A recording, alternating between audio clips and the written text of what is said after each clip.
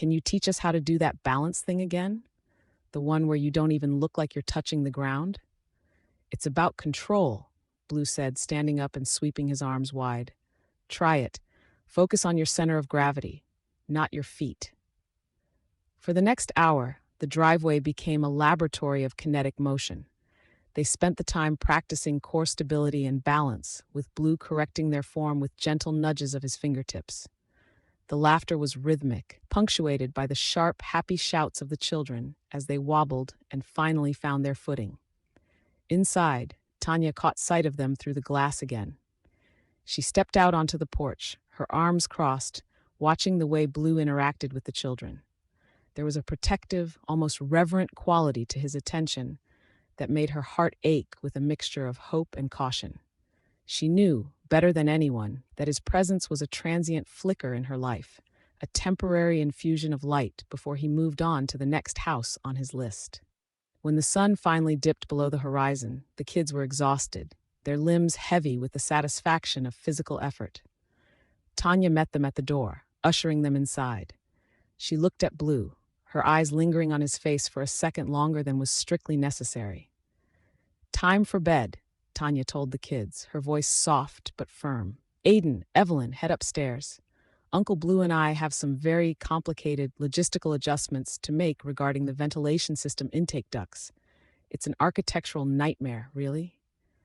Blue hid a smile, his eyes meeting hers. The kids didn't question the absurdity of the excuse. They were already halfway up the stairs, their minds full of balance and muscle tension. Once the house fell silent, the tension that had been humming in the background surged to the foreground. Tanya didn't move from the doorway, her gaze locking onto Blue's. He moved toward her, his pace unhurried, magnetic. "The ventilation system?" Blue whispered, a playful glint in his eyes. "It's failing," Tanya replied, her voice dropping to a low, breathless register. She held up the stack of bills, the paper crinkling slightly in the quiet air. "The math is impossible. Everything is falling apart, and I have no idea how to fix it." Blue reached out, gently taking the bills from her hands and setting them on the side table without looking at them. "Then stop trying to fix it for 10 minutes. Let the house stand still." He closed the distance between them. There was no hesitation, only the sudden, sharp intake of air as their space collapsed. He pulled her close, and for a moment, the world outside the school lessons, the bills, the nomadic path he walked, ceased to exist. Their kiss was deep and grounding, a silent acknowledgement of the weight they both carried. When they finally broke apart, Tanya leaned her forehead against his shoulder, a small, tired laugh escaping her. "You're a terrible influence," she murmured, looking up at him with a gaze that flickered between defiance and surrender. "I'm the only one who reminds you that you aren't a calculator," Blue said, brushing a stray lock of hair from her face. She looked at the bills on the table, then back at him. "Tomorrow you'll be gone, won't you? To the next place, the next ventilation system to fix." Blue didn't offer a hollow promise. He didn't pretend the trajectory of his life would suddenly veer toward a quiet, picket fence reality. He simply held her hand, his thumb tracing the line of her knuckles. "I'm here now, Tanya. And right now, the only thing that matters is that we're both standing in the same room, refusing to be defined by the math." Scene 46, Alyssa's handball court duel. "Do you honestly think a flat palm is enough to tame that much kinetic energy, Rocco?" Uncle Blue asked, his voice echoing against the weathered concrete of the public handball court. The afternoon sun blazed, turning the alley between the brick buildings into an oven, but the trio seemed entirely unbothered. Caleb, known to Blue as Rocco, stood with his feet planted wide, his small hands slightly sweaty. Beside him, Abigail, or Smudge, gripped her knees, watching her brother with wide, expectant eyes. "You have to snap the wrist at the very last microsecond," Blue instructed, his own movements fluid as he demonstrated, his hand connecting with the rubber ball in a crisp, sharp thwack that sounded like a gunshot. The ball rocketed against the wall, ricocheted at a sharp angle, and landed perfectly at the base of the opposite side. Speed is nothing without the geometry of the impact. Caleb took a deep breath, mimicking the stance. He swung his arm, but the ball landed limply against the pavement. "Nothing," Caleb muttered, his face reddening. Blue crouched down, meeting the boy's eyes. Listen to me, Rocco. You can't have a good day in school if you don't learn something. And I refuse to believe you sat through an entire afternoon without picking up a single thread of the universe. What was it today? Caleb looked down at his sneakers. We talked about how sound travels through solids, liquids, and gases. My teacher said it moves fastest through steel because the molecules are packed tighter than in the air. Blue grinned, a flash of genuine pride lighting up his features. That's exactly right. And you know why? Because those molecules are like best friends standing shoulder to shoulder in a crowd. When one gets shoved, the message passes to the next one instantly. In the air, they're all spaced out, wandering around, taking their time to deliver the news. He stood up, placing a firm, encouraging hand on Caleb's shoulder. That was great, and always remember, if you learn something new every day of your life, you won't even know 1% of what goes on in the universe, but you will be light years ahead of everyone else. Across the court, watching from the gated entrance, Alyssa leaned against the chain-link fence, her fingers tracing the rough metal. She watched the way Blue moved, not just with the children, but with a deliberate, calculated grace that made the world seem to orbit him. She felt a familiar, sharp pang of longing. She wanted to believe that this visit, this specific, sun-drenched day of laughter and instruction, could be something more than a transient stop in his nomadic rhythm. But she knew the rules of the house, the constraints of her own life, and the way Blue navigated them both like a master cartographer of temporary spaces. As Blue began to show Abigail how to adjust her footing, he caught Alyssa's gaze. There was a silent weight in the air between them, a pause that lasted just long enough to be heavy with everything they weren't saying. He walked over to the fence, his breathing steady, the heat of the court still radiating from his skin. "The kitchen sink," Alyssa said, her voice dropping to a low, intimate register that didn't reach the children. It started humming again, a low, persistent drone that vibrates through the pipes. "It's driving me mad. I need someone with a bit of technical intuition to help me figure out why." Blue smiled, a slow, knowing expression that made Alyssa's pulse skip. He reached out, his hand sliding over hers on the fence, his touch electric and grounding all at once.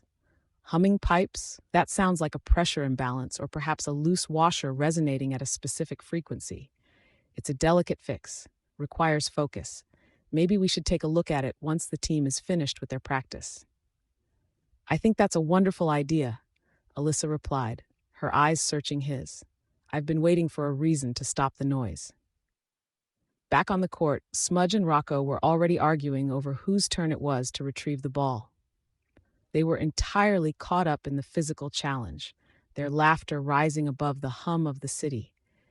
Inside the small apartment later, the shadows stretched long across the linoleum. The children had been sent to their rooms with a specific task: to draw a schematic of how they imagined the sound waves in the pipes looked. A homework assignment Blue had invented to keep their minds engaged. The kitchen was quiet, save for the rhythmic, metallic ticking of the cooling stove. Alyssa stood by the island, watching as Blue knelt under the cabinet, his back turned to her. She stepped closer, the scent of the summer evening clinging to her clothes. "You're always moving, aren't you?" she whispered. Blue emerged from beneath the cabinet, his hands covered in a thin sheen of grease, his expression uncharacteristically soft. He stood up slowly, closing the distance between them until there was no space left. He reached out, gently tucking a loose strand of hair behind her ear, his touch lingering against her jawline. "I'm exactly where I need to be, for as long as I can be," he murmured. She leaned into him, the skepticism that usually guarded her heart dissolving in the face of his focused, intense attention. He leaned down, capturing her lips in a kiss that was both a greeting and a farewell, deep and resonant with the urgency of their limited time. It was a kiss that tasted of potential and the stark reality of the present. As they pulled back, both breathless, Alyssa rested her forehead against his chest, listening to the steady, calm rhythm of his heart. She knew he wouldn't stay, and she knew the reasons: the fragile structure of her own daily life, the way she had told her friends she was just enjoying the company until something more permanent arrived. She didn't want to ask him to stay. She wanted to live in this specific, fleeting equilibrium where the only thing that mattered was the hum of the pipes being silenced and the way his presence made the very air in the kitchen feel vibrant and alive. "You know," she whispered into the quiet, "I don't think this is a mystery I want to solve entirely. I think I'd rather keep the hum if it means you're the one trying to fix it." Blue looked at her, his eyes dark with an unsaid complexity. He simply pulled her closer, the silence in the room expanding, filling with the weight of choices not yet made, and a moment that, for now, belonged entirely to them. Scene 47. The geometry of angles.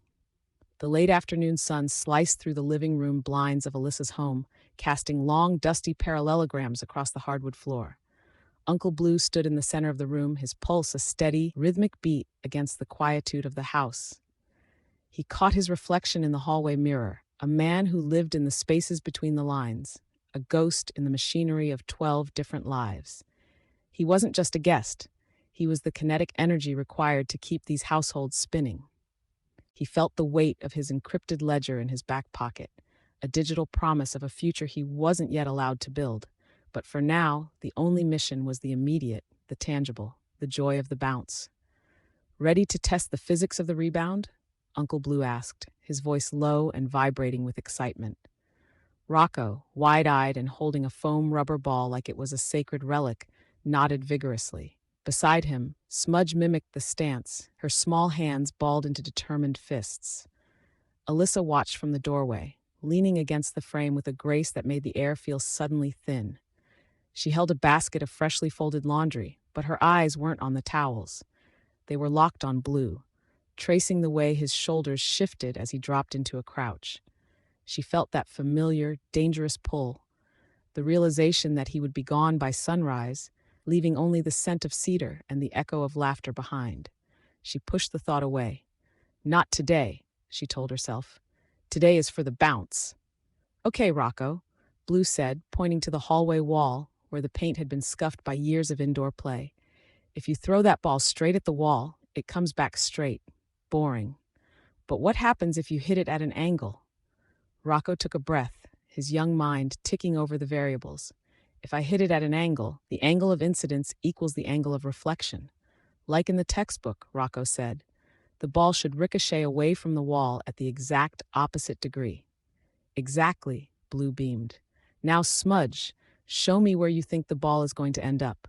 Smudge pointed to a spot near the kitchen cabinet. "Right there," she whispered. Blue adjusted his posture, showing them how to hinge their hips and stay light on their toes, ready to track the erratic path of the rebound. "If you stand flat-footed, you're a statue. You have to be a spring. You follow the geometry with your eyes before your feet even move." As the kids began their series of tosses watching the ball skip off the wall and dive toward the furniture, Alyssa retreated to the kitchen, setting the laundry down on the counter. She waited, listening to the thud of the ball and the ecstatic cheering of the kids. A moment later, Blue stepped into the kitchen. The transition was seamless, a shift from teacher to man in the span of 3 strides. He didn't say a word. He simply closed the distance, his hand coming to rest lightly, firmly on the small of her back. The sudden proximity hit Alyssa like a static shock. "They're getting good," Alyssa whispered, her gaze dropping to his chest before finding his eyes. "You're teaching them things they can't find in the classroom." "They're teaching me," Blue replied softly. "I didn't actually know if the ball would hit that specific spot until Rocco calculated the wall texture." Alyssa let out a small, breathy laugh, the kind she kept hidden from the rest of the world.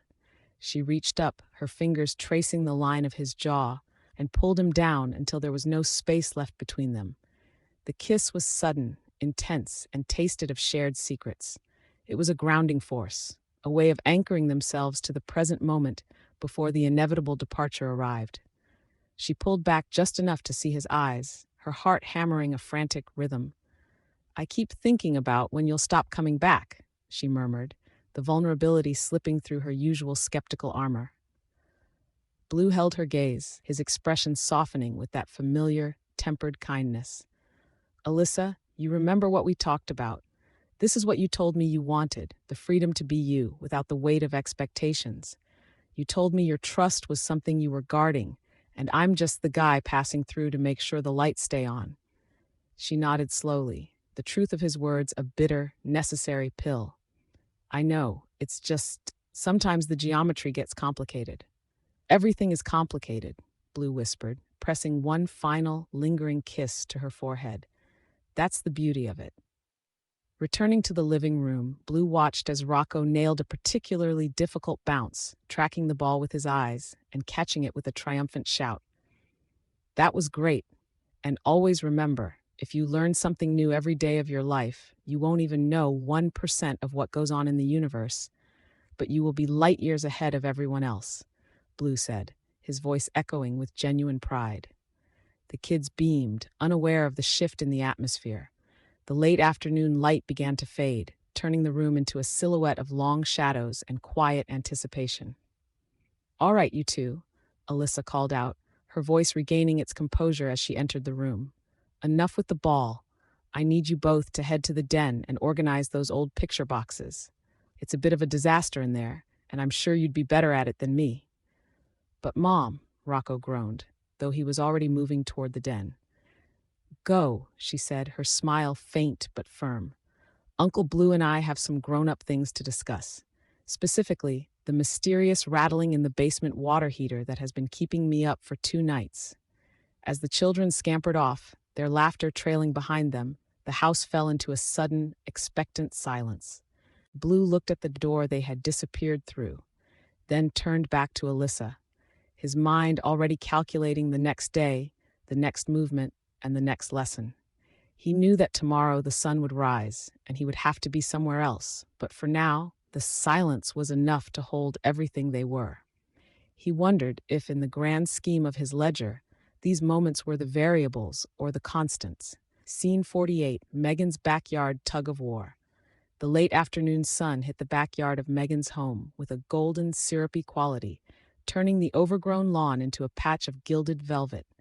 Megan stood near the back porch, wiping a smudge of grease from her forearm. Her eyes were fixed on the heavy oak mantel clock sitting on the patio table, a family heirloom that had been misbehaving for months. Beside her, Uncle Blue strode across the grass, his presence shifting the air pressure, as if he brought a localized weather system of pure, unadulterated energy with him. Jackson and Emily, who Megan called Spike and Waffles, exploded from the back door, their laughter ringing out like bells. Uncle Blue! Uncle Blue! Spike yelled, sprinting toward him. Waffles followed close behind, leaping over a fallen garden hose. Uncle Blue scooped them both into a messy, joyous hug. My 2 favorite speed demons, I hope you're ready for some serious physics today, Blue announced, grinning. He pulled a thick, braided manila rope from his canvas bag. He signaled toward the massive willow tree at the edge of the property. Today, we aren't just pulling. We're learning about the art of the lever. Megan watched them, her gaze softening. She admired the way he moved, the fluid, deliberate confidence that made her own life feel slightly too rigid, like a dress that had been starched one too many times. She leaned against the doorframe, her posture betraying a hunger she usually kept locked in a basement of professionalism. Jackson, Uncle Blue called out, his voice sharp with focus. Stand by the tree. Emily, you take the other end of the rope. I'm going to show you why it's not about how hard you pull, but where you stand. While Blue tied a loop around the trunk, Megan retreated to the kitchen. She felt the sudden, frantic need to be productive. She paced the linoleum, her thoughts circling the clock's mystery. Every day at 4:15 p.m., the pendulum stalled. She had disassembled the gears, oiled the escapement, and calibrated the weights, yet the mechanical defiance remained. She wasn't just fixing a clock. She was trying to force a rhythmic consistency into a world that felt increasingly chaotic. Back in the yard, Spike and Waffles were panting, their small arms working against the tension of the rope as Uncle Blue coached them through a series of angles. What did you learn in school today, Waffles? Uncle Blue asked, his voice suddenly grave and attentive. Waffles wiped her brow, eyes bright. We learned about the Great Fire of London. It started in a bakery on Pudding Lane because a baker didn't put out his oven properly. That was great, and always remember, if you learn something new every day of your life, you won't even know 1% of what goes on in the universe. But you will be light years ahead of everyone else. Uncle Blue said, his face illuminated by genuine wonder. He looked at Spike. And you, Spike? Nothing, Spike said, shrugging. Uncle Blue knelt, looking him dead in the eye. A kid cannot have a good day in school if they don't learn anything. Think back. History, science, math, a weird word? Spike paused, chewing his lip. We learned about capillary action, how trees pull water up through their roots to the leaves against gravity. Uncle Blue beamed, standing up. Now that is a brilliant concept. Gravity is always pulling down, but the tree finds a way to move up. It's like the ultimate survival hack. As the kids turned to celebrate their discovery with a snack of Mickey D's that Uncle Blue had stashed in the trunk of his car, Megan emerged, clutching the clock's pendulum. Her eyes locked with Blue's across the distance of the lawn. The air suddenly felt dense, charged with a magnetic, unspoken dialogue. Blue walked toward her, his movements rhythmic and slow. "You've been staring at that clock since I arrived, Megan," he murmured, his voice dropping to a low register that sent a shiver through her. "It's not just the clock, Blue," she whispered, her skepticism fracturing. "It's the 5 minutes. It's always 5 minutes. It's like time is running out before it even gets the chance to start." Blue reached out, his hand grazing hers as he took the pendulum. His touch was electric, a searing point of contact that made her breath hitch. He leaned in close, the scent of cedar and clean ozone surrounding him. Without a word, he pulled her into the shadow of the porch, shielded from the kids by the trellis of ivy.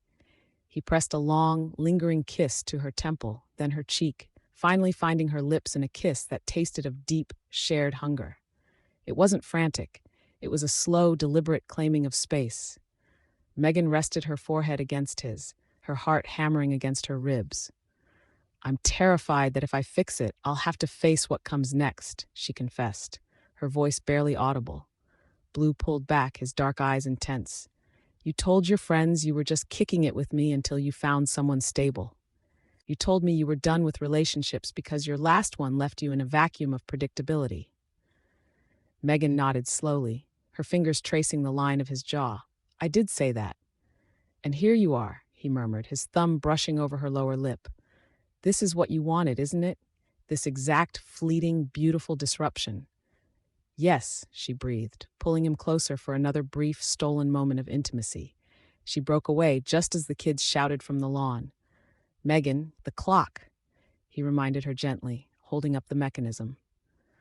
"The 5-minute delay isn't a malfunction. It's a calibration issue with the anchor. The weight is too heavy for the current tension. You've been trying to force it to keep time, but you haven't given it enough slack to adjust to the friction." Megan looked at him, realizing he wasn't just talking about the clock. "I've been too tight, haven't I?" Blue smiled, a look of profound, secret knowledge in his eyes. "Sometimes, the only way to keep moving forward is to allow for a little bit of drift. Why don't you let me handle the grown-up things tonight? I've got a theory about the internal gear ratio that I've been dying to test, and frankly, I think this house needs a bit of recalibration." Megan laughed, a genuine relieved sound. She watched him walk back toward the kids, and for the first time in years, the 5-minute gap didn't feel like a deficit, it felt like a lifetime. Scene 49, Leverage and Friction Science. The mid-afternoon light filtered through the dusty Venetian blinds of Megan's living room, casting sharp, ladder-like shadows across the hardwood floor. Uncle Blue was crouched in the center of the room, his attention fixed on a thick, frayed nautical rope he had looped around the heavy mahogany dining table. Megan, dressed in a sharp, emerald-green silk jumpsuit that felt far too elegant for a Tuesday afternoon of chores, stood in the kitchen doorway, her arms crossed, watching him with a mixture of amusement and genuine anticipation. She smoothed a stray lock of hair behind her ear, her pulse quickening as Blue caught her eye. "It's all about the pivot, Jackson," Blue said, addressing the boy he called Spike. The boy was straining, his sneakers squeaking against the floor as he tried to pull the table toward the center of the rug. "You're trying to move the weight with just your biceps. Your arms are long, but they're not levers." Jackson, a persistent boy with a penchant for dismantling clocks, wiped a bead of sweat from his forehead. "I'm planting my feet, Uncle Blue. See? I've got them braced against the floorboard. If I pull from the center of my chest, shouldn't that work?"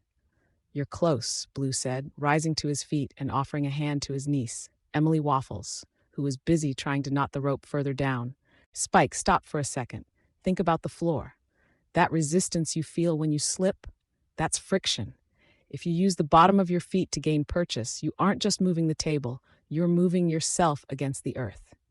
Emily giggled, pulling her braid. I learned today that friction is what keeps my pencil from sliding off the desk if I tilt it just a little bit, Uncle Blue. Blue turned to her, his expression sharpening into one of focused interest. That's a perfect observation, Waffles. Did you learn anything else, or was it just the pencil sliding experiment? Emily hopped up and down. We learned that if the surface is too smooth like glass, there's less friction, so things slide faster. But if it's rough, like the concrete on the playground, it catches. Blue grinned, patting her shoulder. That was great.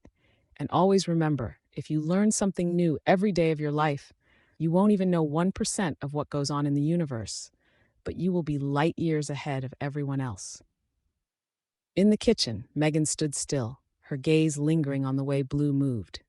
She felt the familiar pull of her own life, the spreadsheets, the impending deadlines at the architecture firm, the quiet, predictable hum of a life she had curated for her children. It was safe, and it was becoming dreadfully dull. When Blue arrived, the air in the house seemed to vibrate at a higher frequency. She had no intention of asking him to stay forever. She knew the routine, and she secretly thrived on the instability of his presence. She walked over, placing a hand on the back of the dining chair, her presence shifting the energy in the room. Jackson, Emily, why don't you two go grab the board game from the den? Megan suggested, her voice smooth and deliberate. Uncle Blue and I have to tackle the pantry shelves. They're absolutely impossible to organize without some structural insight. The children didn't hesitate, bolting toward the hallway with shouts of excitement. Once they were out of earshot, the silence of the house settled back in, heavy and pregnant with intent. Blue looked up at Megan, his eyes tracking the way the light caught the silk of her jumpsuit. He stood up, abandoning the rope, and stepped into her personal space with an easy, fluid confidence. Structural insight, is it? Blue murmured, his voice dropping an octave. Megan didn't shy away. She reached out, her fingers grazing his forearm, feeling the heat radiating from his skin. I told my sister that I was just letting you stay until I finished the kitchen renovations. I told her you were a contractor I hired through a referral. It keeps the questions to a minimum, and it keeps things exactly how I like them. Blue chuckled, a soft, rich sound that seemed to ground them both. You're protecting your narrative, Megan. I respect that. But don't pretend you don't enjoy the friction. I enjoy the way you disrupt my equilibrium, she countered, leaning into him. She felt his hands rest firmly, respectfully on her waist, pulling her close enough that she could smell the faint, clean scent of cedar and citrus. He leaned down, his lips brushing the curve of her neck, a gesture that was both electric and agonizingly slow. She tilted her head back, closing her eyes as the world outside the living room, the bills, the school meetings, the quiet nights alone, faded into a distant, inconsequential buzz. They were two people operating in the space between moments, finding a profound, temporary solace in the friction of their connection. He held her there, steady and solid, for a heartbeat that felt like an eternity. When he pulled back, there was a flash of genuine vulnerability in his eyes, a flicker of the man who kept the heavy, encrypted ledgers of his life's work hidden away. He kissed her then, a deep, lingering press of lips that spoke of a shared secret. It wasn't the kiss of a man looking for a home, nor was it the kiss of a woman waiting to be saved. It was the kiss of two people who had struck a delicate, precarious balance. The pantry can wait, he whispered against her ear, his hand brushing the small of her back. Megan breathed a shaky sigh, a small smile playing on her lips. She knew he would be gone in 2 days, moving on to the next house on his list, and she knew she would let him go without a word of protest. It was the arrangement they had settled into, a map of connections that spanned the city, and in the quiet of the afternoon, with the children playing safely in the next room, it felt like the only logical way to exist. The pantry is a disaster anyway, she murmured, pulling away just enough to look him in the eye. Maybe it's better if we just leave it for the next time you find your way back here. Blue smiled, a look of profound, quiet contentment on his face. Everything is exactly where it needs to be, Megan. They stood together for a moment longer, the tension of the day dissipating, replaced by the soft, rhythmic sound of the children's laughter echoing from the den. They were living in the margins, and for now, the margins were more than enough. Scene 50. Kendra's hula hoop contest. The afternoon sun poured through the kitchen windows of Kendra's home, casting long, honeyed slats of light across the hardwood floor. Outside, the scent of blooming jasmine mingled with the faint, sugary tang of the oversized tub of artisanal strawberry ice cream Uncle Blue had left on the counter, already melting into a sticky, promising puddle. The air was thick with the kinetic energy of children anticipating a challenge. Uncle Blue stood in the center of the living room, his movements fluid and precise as he held two brightly colored weighted hula hoops. He looked at the two children watching him with wide, hungry eyes. Mateo, whom Blue called Twister, shifted his weight from foot to foot, while Elizabeth, or Doodle, bounced on her heels with frantic grace. "Listen up, you two," Uncle Blue said, his voice a smooth, rhythmic hum that seemed to vibrate in the room's quiet. "It's not just about shaking your hips. It's about finding the pivot point. It's about torque and momentum. If you don't engage your core, the physics just aren't going to favor you." Kendra leaned against the doorframe, watching them. She wore a silk wrap dress that caught the breeze from the open window, her dark curls pinned up with an effortless, sophisticated ease. Her eyes were fixed on the way Blue moved, not just the grace of his stature, but the hidden, calculated intelligence behind his every gesture. She felt a familiar, sharp tug of longing, a desire to anchor this nomadic spirit to her own kitchen, if only for an hour. "Twister, Doodle," Blue continued, tossing a hoop to each of them. "Show me what you learned in school today. Don't tell me nothing.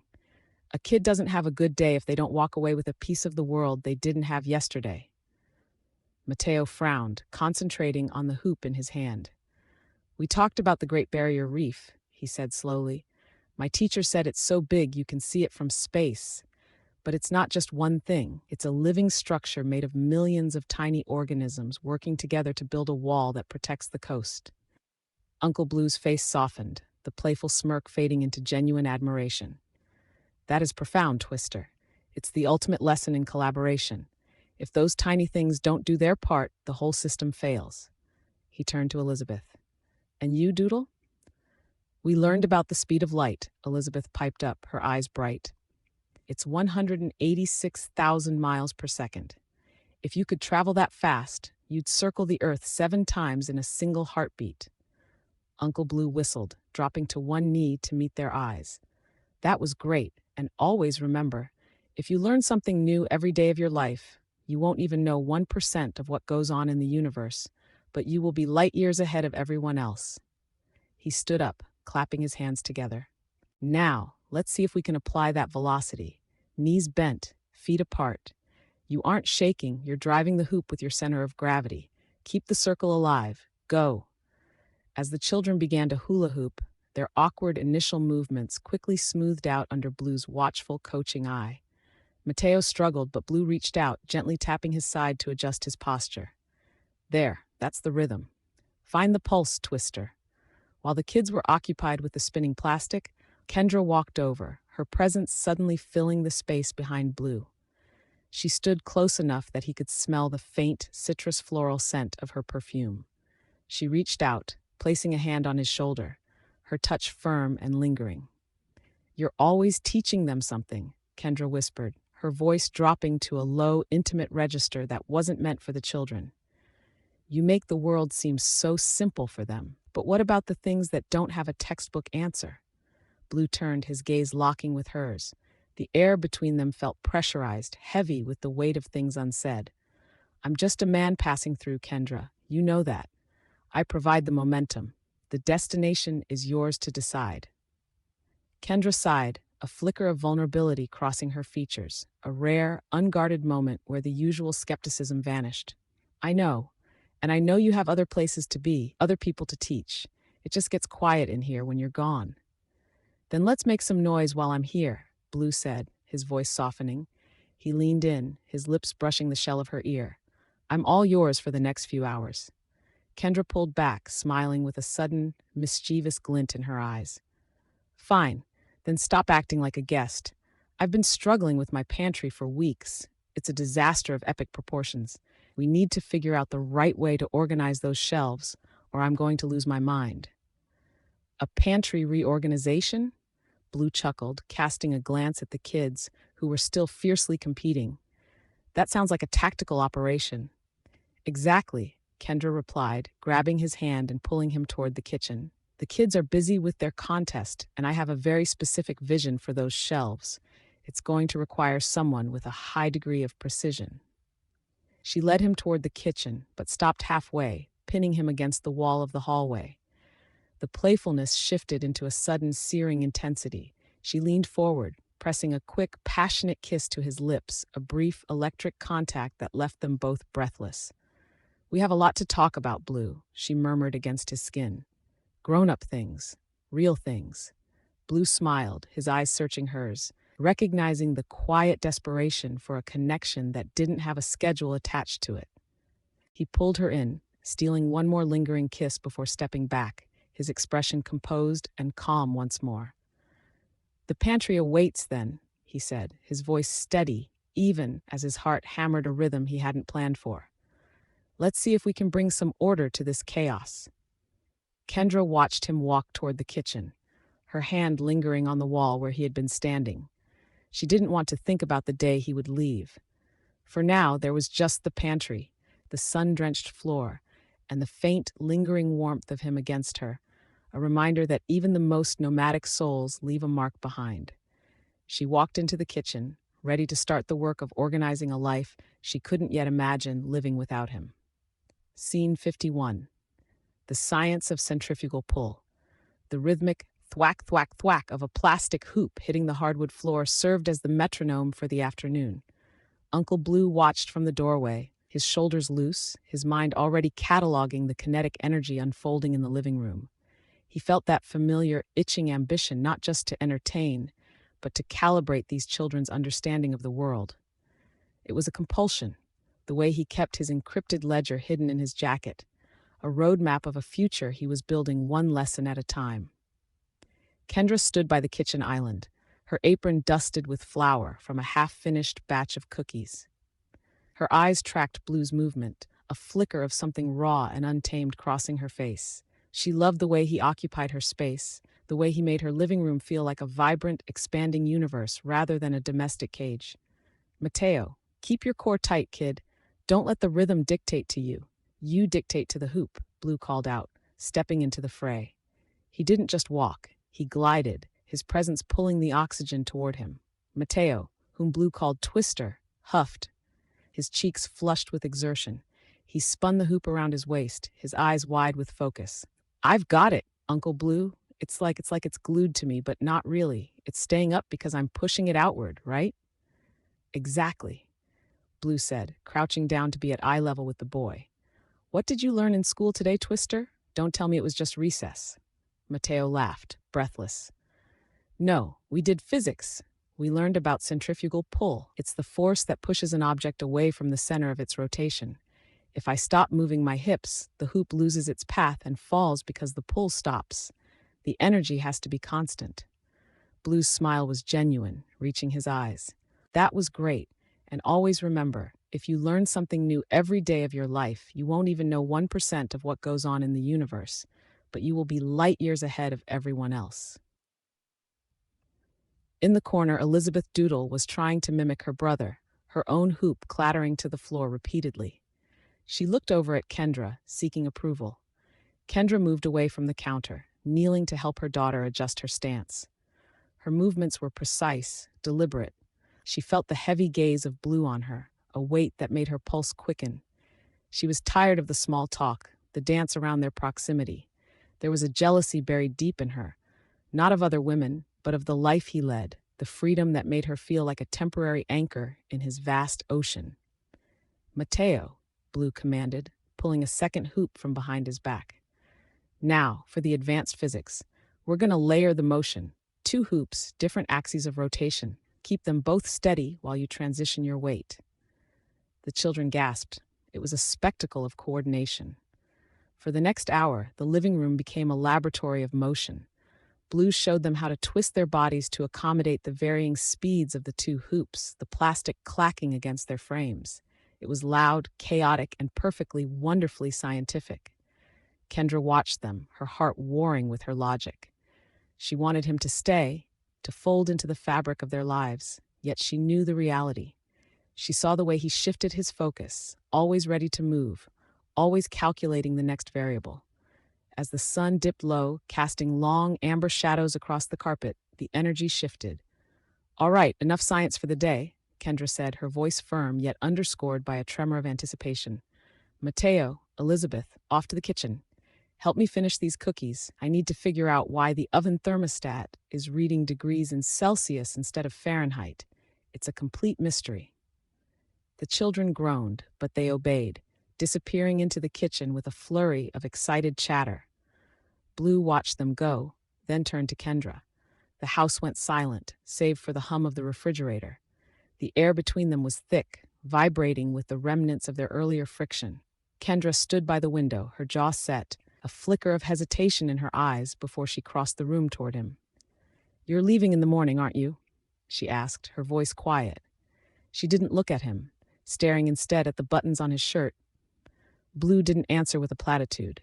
He stepped into her personal space, his presence assertive but gentle.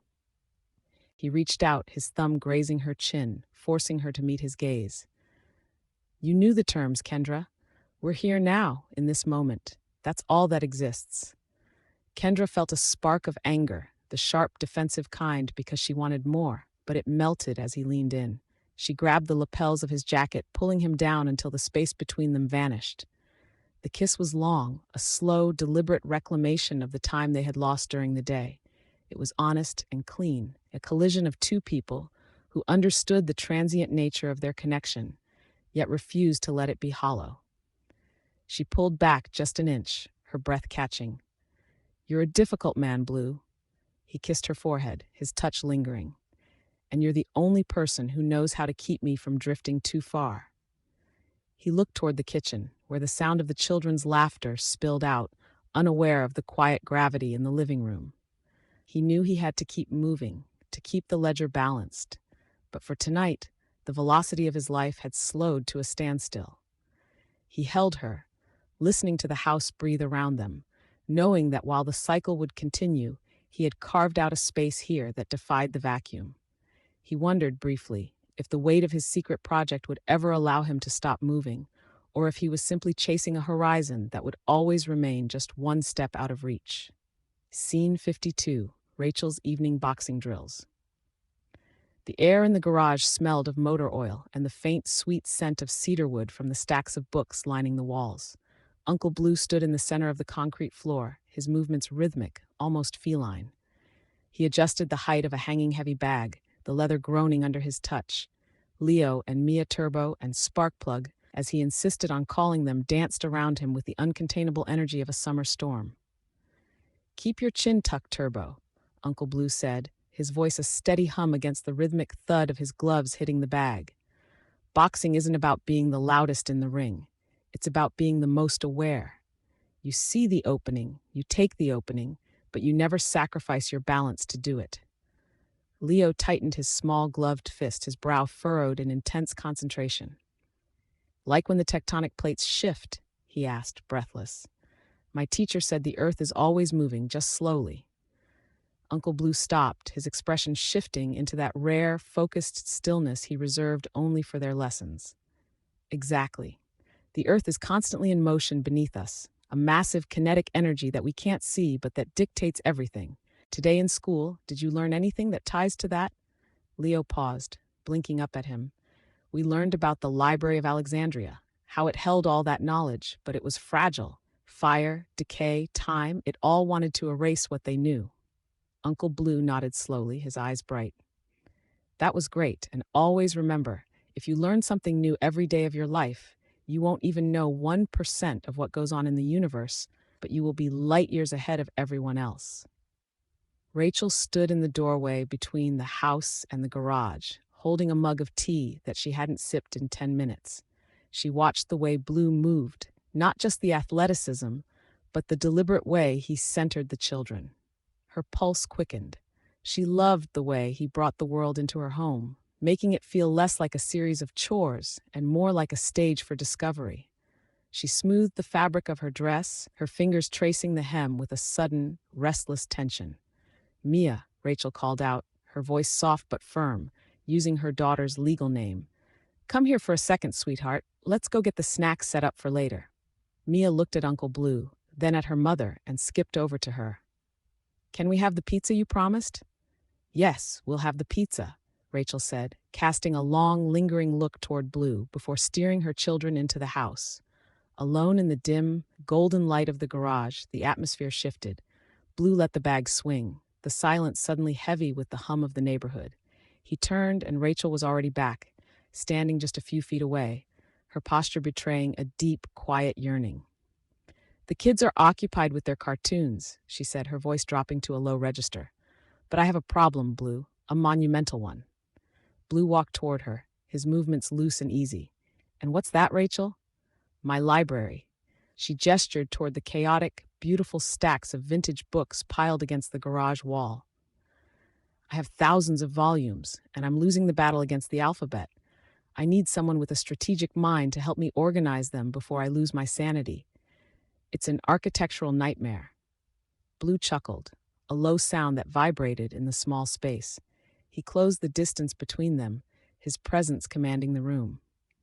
"You don't need a librarian, Rachel. You need a system that categorizes by thematic resonance rather than just author or genre.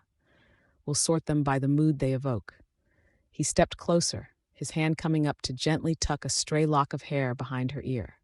His fingers lingered against her skin, the touch sending a jolt of heat through her that had nothing to do with the physical labor of the day. Rachel felt the walls of her composed, orderly life, the life she claimed she wanted, dissolving under the intensity of his gaze. She leaned into his touch, her breath hitching in her chest. "I told my friends," she whispered, her voice barely audible, "that you were just a passing phase, that I wasn't looking for anything that would upend the quiet I've built."